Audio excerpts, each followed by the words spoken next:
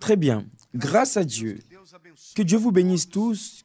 Que Dieu bénisse ceux qui sont ici à l'église, ceux qui sont aussi dans nos églises partout au Portugal et dans toute l'Europe. Mais aussi ceux qui nous accompagnent via la radio Record ou via la radio Positif. Et vous qui nous suivez aussi sur notre page Igreja Universal.pt ou sur Facebook. Bien, nous sommes dans la marche vers le Mont Carmel. Et nous avons maintenant l'évêque Jean, en direct du Mont Carmel, en Terre Sainte. Évêque Jean, bonsoir. Bonsoir, évêque Domingos. Bonsoir à tous ceux qui nous suivent en ce moment. Très bien. D'ici quelques instants, évêque Jean va faire là, en direct du Mont Carmel, cette clameur. Nous avons débuté hier cette marche, cette clameur a été faite. Et d'ici peu, nous allons, pour toutes les personnes qui sont en train de vivre cette foi, la foi qui a animé le prophète Élie, qui a fait qu'Élie ne s'est pas soumis. Mais pas seulement cela, Élie n'a pas accepté cette situation. Il n'a pas toléré cette condition spirituelle déplorable dans laquelle était la nation. La misère spirituelle était la plus grande que la misère matérielle. Et d'ailleurs, la misère matérielle était la conséquence de la misère spirituelle, étant donné qu'Israël avait brisé son alliance avec Dieu.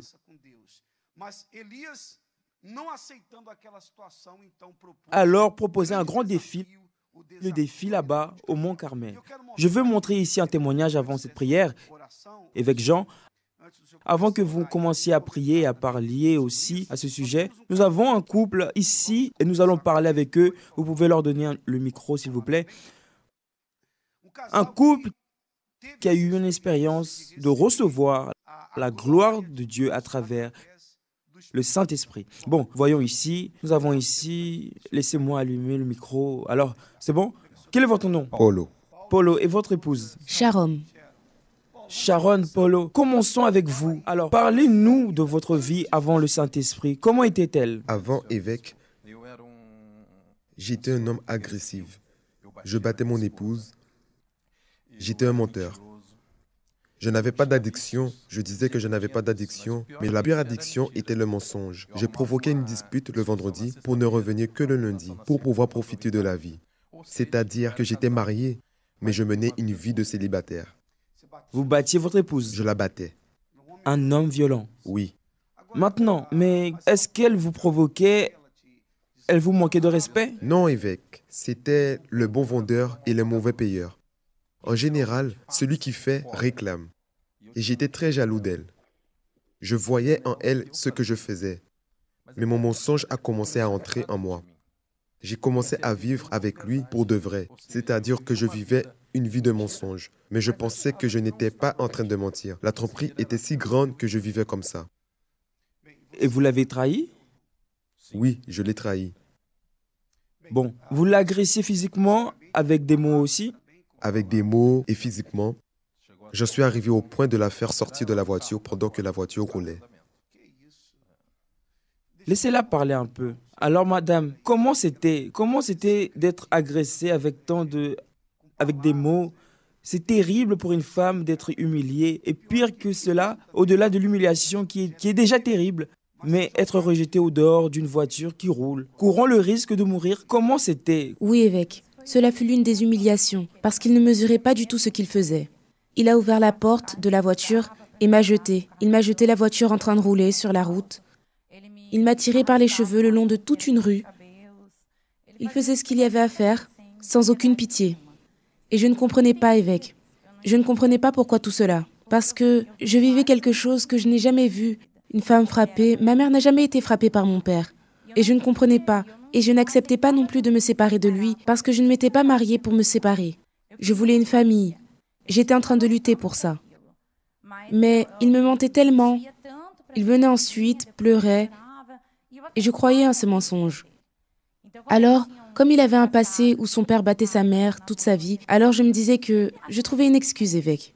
Et c'était comme ça. J'avais l'habitude de dire que j'ai vécu 10 ans avec une personne que je ne connaissais pas, évêque. Je ne le connaissais pas. Parce que quand j'ai découvert les trahisons, j'ai tout découvert d'un seul coup. Parce qu'il me mentait si parfaitement que je le croyais. En tant que femme, être frustré, triste, déprimé. Comment étiez-vous intérieurement? Bon, évêque, je faisais des crises de panique. J'avais une dépression profonde. Quand nous sommes arrivés à l'église, c'était la dernière porte, la dernière des dernières portes qui existaient dans ce monde. Vous êtes arrivés ensemble? Oui. Bon, comment était votre arrivée? Dites-nous. Alors, comment c'était? Aussi incroyable que cela puisse paraître, c'est moi qui lui ai amené à l'église. Cela faisait déjà 4 années qu'elle avait découvert tous ces mensonges. Nous étions venus à l'église à l'invitation de l'une de nos tantes, et là, tout était nouveau pour nous. Nous sommes restés une semaine à l'église, et à cette occasion où elle a tout découvert, elle m'a fait sortir de la maison. Elle avait découvert les Les trahisons. trahisons, ce que je faisais, les mensonges, elle croyait beaucoup en moi. Elle me plaçait comme un dieu pour elle. Et là, l'unique porte dont je me suis souvenu, c'était l'amener au centre d'accueil. Pourquoi? Parce que si j'avais réussi à la tromper durant 10 ans et le pasteur était là sur l'autel en train de tromper la foule, il pourrait bien la tromper. Ça, monsieur, c'était votre pensée, que les pasteurs trompaient les personnes. Et avec cette pensée, je suis resté 2 ans à l'église, chauffant les chaises de l'église. Comment ça? Et entre-temps, elle s'est convertie.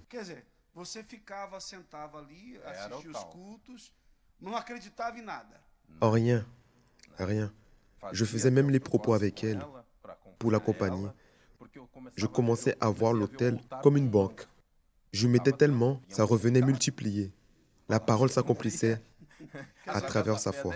C'est-à-dire que vous voyez avec malice. Avec malice. Avec la malice de mauvais yeux, vous voyez le pasteur avec le mauvais yeux, vous voyez l'autel avec le mauvais yeux, parce que le problème était à l'intérieur de vous.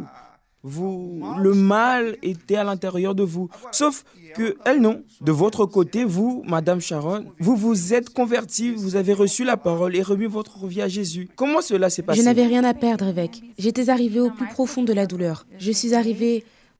Vous étiez en train de dire quelque chose tout à l'heure qui a vraiment attiré mon attention. Le diable sait qui va se convertir ou non.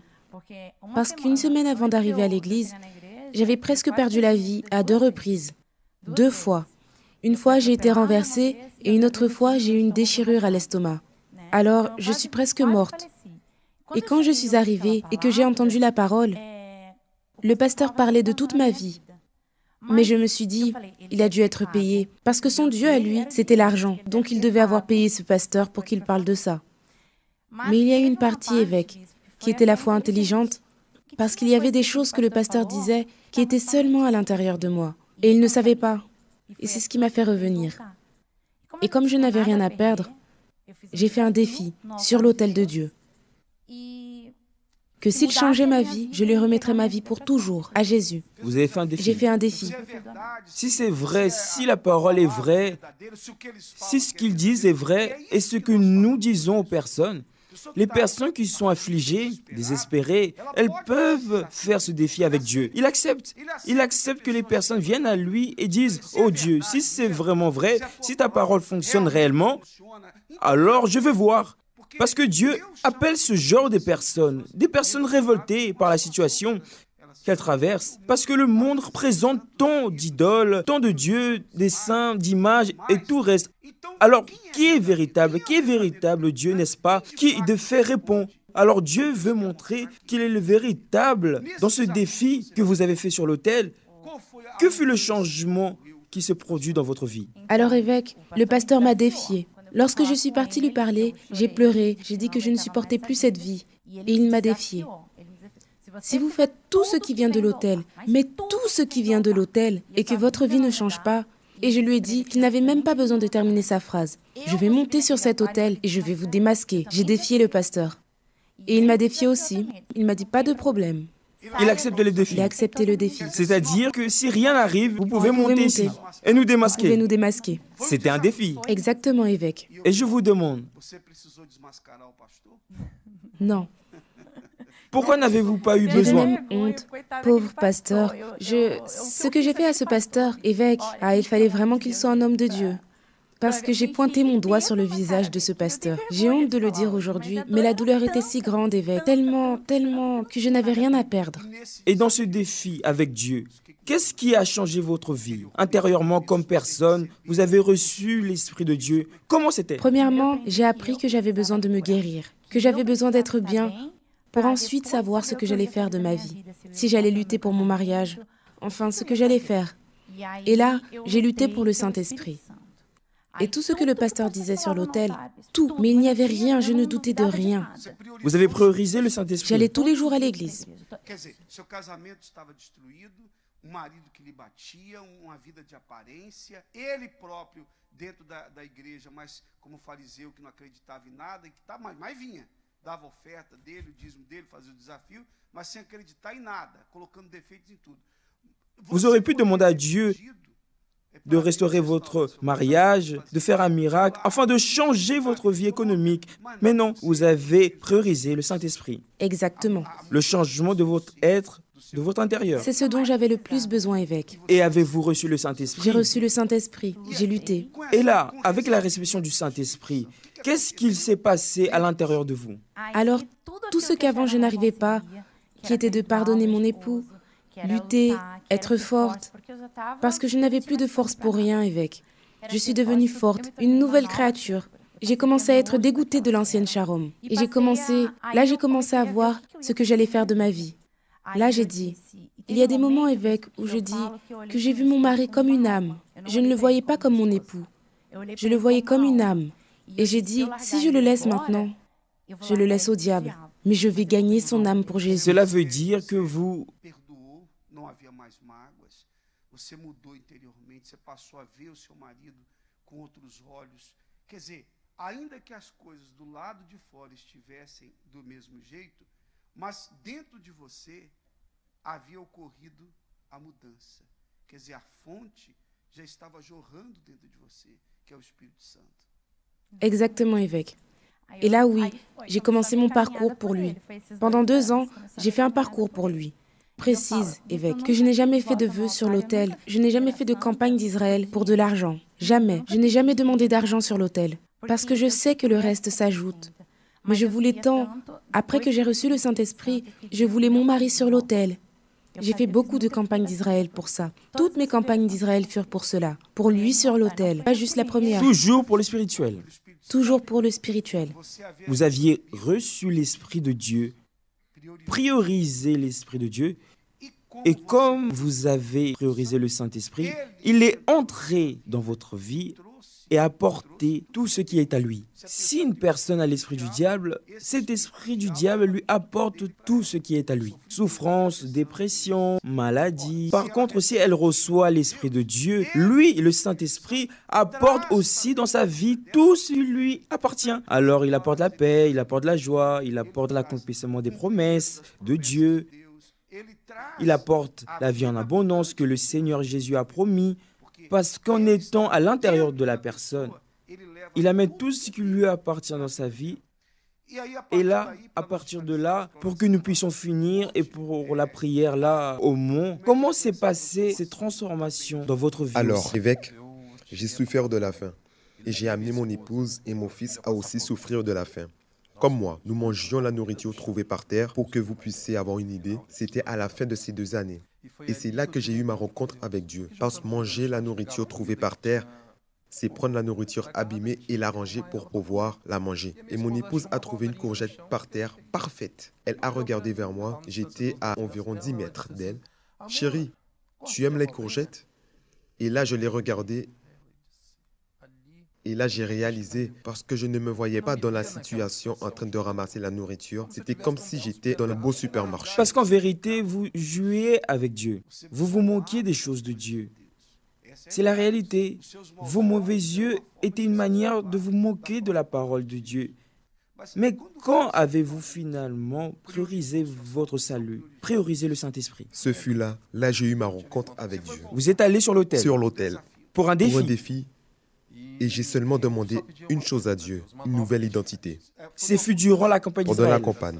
Vie pour vie. Vie pour vie. Et là, ma vie a commencé à décoller. Parce que j'ai dit à Dieu que j'obéirais à tout ce qui viendrait de l'autel. Tout ce que l'homme de Dieu dirait, je le mettrai en pratique. C'est-à-dire que lorsque vous êtes allé sur l'autel pour présenter votre sacrifice, ce sacrifice représentait votre vie, la véritable remise de votre vie. Totalement. Le feu est descendu dans votre vie à Il est partir de là. descendu. À partir de là, j'ai été baptisé du Saint-Esprit. J'ai eu une immense volonté de transmettre ce que mon histoire de vie aux personnes pour qu'ils ne viennent pas à passer par ce que j'ai passé. Avec la présence, avec le baptême du Saint-Esprit, qu'est-ce qui a changé en vous? Parce qu'il y a eu certainement le baptême, quand la personne reçoit le Saint-Esprit, il y a eu un changement. Oui, il y a un changement. Il y a un changement à l'intérieur d'elle. Oui, j'avais déjà arrêté de la battre, j'avais déjà arrêté de lui mentir, mais là, ça a tout changé. Là, je suis devenu une personne plus attentionnée. Elle peut le confirmer. Je suis devenu un meilleur père, présent. Je transmets aux personnes. Avec la crainte et fidèle à Dieu. Avec la crainte et surtout fidèle. Tous les propos qui viennent, nous les faisons. Intérieurement, avez-vous changé? Oui, évêque. Je suis une personne plus calme. Je ne pouvais pas voir une personne me barrer le passage. J'allais derrière elle et la dispute était certaine. Mais aujourd'hui, non. Que Dieu vous bénisse. C'est-à-dire que vous avez reçu le Saint-Esprit, n'est-ce pas? Alors, si vous avez reçu le plus grand bien, le trésor précieux, qui est l'Esprit de Dieu, on imagine que les autres choses sont venues. C'est comme un pasteur m'a dit un jour. Polo, en premier, priorise Dieu. Les bras de la croix sont ta famille et le reste va s'ajouter. Et c'est ce qui se passe dans notre vie. Aujourd'hui, cette situation de misère, évidemment, a pris fin. Plus jamais, grâce à Dieu. Une vie prospère. Grâce à Dieu. Avez-vous des biens? Beaucoup, autant ici qu'au Brésil. Vous en avez, mais c'est en comparaison avec le plus grand trésor. Ce sont juste les choses en plus. Oui, évêque. Parce que le plus important... Nous l'avons déjà. Alors c'est ça. Vous, lorsque vous priorisez le Saint-Esprit, vous avez le plus important. Vous avez le propriétaire de toutes choses. Et si vous avez le propriétaire de toutes choses, vous aurez tout ce qu'il a pour vous. Merci pour votre témoignage de couple. Que Dieu vous bénisse. Merci. Évêque Jean, nous sommes donc avec vous en direct du Mont Carmel. Si vous voulez dire quelque chose, ajouter quelque chose avant la prière, je vous en prie, soyez à l'aise. Então, Bispo Domingos, nós podemos verificar na história desse casal de ce couple que c'est exatamente o que tem exactement acontecido. ce É um qui s'est exemplo passé. C'est un exemple classique da de história de l'histoire muitas de pessoas, beaucoup de porque essa personnes. Parce história que se cette repete. histoire se répète. As pessoas Les personnes se juntam, s'unissent, duas pessoas deux se personnes juntam. Então, s'unissent. ela tem Alors, problemas elle a des e ele problèmes tem et problemas. il a des problèmes. Então, Alors, eles se casam marient porque Parce pensam o qu'il pense seguinte, le eu vou suivant, ser feliz. je vais être heureux, Eu vou je vais casar me para marier ser pour feliz. être heureux. Só Sauf que que o que muitos ce que não beaucoup conseguem n'arrivent pas à entender é comprendre, que c'est que quando se lorsque junta deux personnes duas s'unissent, pessoas, se les juntam problèmes os problemas s'unissent também. aussi. Então Alors, elle a sofreu, souffert, ele il a sofreu, souffert, les ambos deux ont souffert sofreram e et fizeram ils um se ao sont outro fait sofrer. souffrir l'un l'autre. Mas Mais à a partir partir du do momento moment où, comme que, como eux-mêmes eles l'ont mesmos dit, disseram, le masque caiu est a tombé, ficha, se ils se sont voltaram tournés para vers Deus, Dieu. Ils ont priorizaram priorisé o le Espírito Saint-Esprit, Santo, priorizaram priorisé a le mudança changement interior. intérieur. Então Alors, houve il também y a a aussi mudança eu un exterior. changement O casamento extérieur. foi Leur restaurado, mariage a été a vida restauré, está leur vie est abençoada, são bénie, ils felizes. sont heureux. E Et esse c'est é o l'objectif de propósito cette dessa campagne fogueira d'Israël. santa. Você que Vous está qui nos êtes en train de assistindo nous nesse exato regarder en ce momento, moment même, este é o ceci est foco le but principal principal de dessa cette fogueira campagne santa. d'Israël. Se você Si vous ainda não n'avez pas recebeu o encore reçu Espírito le Santo, Saint-Esprit, então alors vous ne você não devez vous deve concentrer sur focar em aucun nenhuma autre outra domaine de área votre da vie. sua vida. Você deve Vous devez colocar mettre toda a toute sua votre força force dans cette nesta campagne fogueira d'Israël santa et e sur para l'autel, o altar décider decidido a à receber o recevoir le Espírito Santo. Porque Saint-Esprit. uma vez Parce em qu'une fois posse en do possession du fogo feu de de Dieu Deus dentro à de l'intérieur você, de vous, aí là, sim, oui, aí là você vous vai allez estar être prêt pronto à para prendre tomar posse possession da de vida la vie abundante abondante que Deus que tem Dieu a pour para vous. você. Ce Será, como o sera, bispo comme Domingos l'évêque acabou de Domingos dizer, vient de será dire, a ce sera la consequência. Então conséquence. vamos agora Alors allons orar, maintenant vamos prier, agora allons falar maintenant com parler Deus, avec nosso Dieu, Deus notre e Dieu nosso et Pai. notre Père. Em Au o nom de nome do ton teu Fils, Filho, nosso notre Senhor Seigneur Jesus, Jésus, nós nous entrons entramos dans ta em sainte tua santa présence presença en em prière oração ici, daqui au do Mont Monte Carmel. Carmelo. Continuons, Seguindo, meu mon Deus, a Dieu, nossa notre parcours jornada de de foi fé rumo vers cette a esta campagne fogueira d'Israël, santa, rumo vers ao altar. l'autel. Todos Nous sommes nós tous, mon estamos, ó Dieu, Deus, a en marche caminho vers do l'autel. altar. O Ton teu servo serviteur, Elias Élie, levou a pris le tempo temps de restaurando rétablir o altar que l'autel qui estava était quebrado, renversé il a pris 12 pierres représentant les 12 tribus d'Israël. C'est intéressant, mon Dieu, qu'à l'époque d'Élie, le pays lui-même, la nation d'Israël elle-même, était divisée. Il y avait un roi au nord, un roi au sud, le roi d'Israël et le roi de Juda. Mais les 12 tribus étaient représentées. Un seul peuple, c'est cela même, une seule nation, à travers ces 12 pierres. Il les a mises en ordre. Il a préparé l'holocauste, le sacrifice, il a répandu l'eau. Et après que tout soit prêt, mon Père, là, il a prié. Et sa prière a été objective. Ce ne fut que quelques mots, le suffisant pour une réponse, pour que le feu descende sur cet autel. Et là, cela a montré à tous, au peuple, au roi, aux prophètes mensongers, aux prophètes idolâtres, qui était le Dieu vivant, qui était le véritable Dieu, l'unique et véritable Dieu. Alors, mon Père, donne la force à cette personne qui est, mon Dieu, en marche vers l'autel. Cette personne qui a décidé de se lancer pour le tout ou rien, vie pour vie.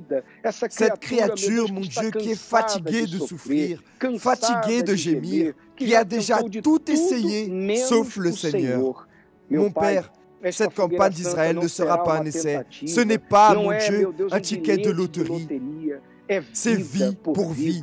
Sa vie comme elle est, sa vie ratée, sa vie pleine de douleurs, d'angoisse, de souffrance, de misère, de maladies, de problèmes économiques, familiaux, de problèmes d'ordre sentimental. C'est tout, parce que lorsque nous mettons notre vie sur l'autel, nous y mettons aussi nos problèmes. Nous y mettons aussi notre misère, nous y mettons notre douleur, nos addictions. Tout va sur l'autel. Et le feu purifie. La Bible dit que le feu du Seigneur est un feu dévorant. Alors le feu arrache tout ce qui n'apporte rien, consume tout ce qui n'apporte rien et purifie. Et de l'autel vient une nouvelle vie. De l'autel vient une vie transformée. Oui, mon Père, parce que lorsque l'on possède ton esprit, une fois qu'on est possédé par l'esprit du Seigneur, par l'esprit du Dieu d'Israël, cette personne, mon Père, pourra atteindre la vie dont elle a toujours rêvé. Alors, mon Dieu, d'ici au Mont Carmel, nous étendons nos mains. Nous étendons nos mains vers tout le peuple qui nous suit du Portugal, d'Europe et de peu importe l'endroit où cette personne se trouve, qu'elle soit à l'église, dans sa maison, sur son lieu de travail, à l'hôpital, dans une prison. Mon Dieu, l'endroit n'a pas d'importance. Là où elle se trouve, ton pouvoir arrive. Ton pouvoir arrive pour guérir. Ton pouvoir arrive pour délivrer, pour sauver, pour transformer, pour relever celui qui est tombé, découragé, déçu. Cette personne qui est, mon Dieu, peut-être même en train de penser à mettre fin à sa propre vie, en finir avec tout, parce qu'elle est en train d'entendre cette voix qui lui dit « ça suffit de souffrir, ça ne sert à rien, Dieu n'existe pas, Dieu n'est même pas là pour toi, cela n'est pas vrai ». Mon Dieu, étant donné qu'elle est en cet instant même en train de participer à cette prière, alors nous déterminons d'ici, de cet endroit, mon Père, cet endroit qui est le témoignage vivant de la manifestation de ton pouvoir, que ton feu descende sur cette personne et transforme cette vie dans cette campagne d'Israël. C'est ce que nous déterminons au nom du Père, du Fils et du Saint-Esprit, au nom du Seigneur Jésus. Amen. Grâce à Dieu. Grâce à Dieu. Vous qui avez prié avec nous, ayez la certitude que Dieu vous a aussi béni. Allons dans cette foi, dans cette marche au Mont Carmel. Évêque Jean, que Dieu vous bénisse. Amen, évêque. Grâce à Dieu. Nous poursuivons. Demain, nous serons de retour à ce même horaire. Au nom du Seigneur Jésus. À plus tard alors. Que Dieu vous bénisse tous.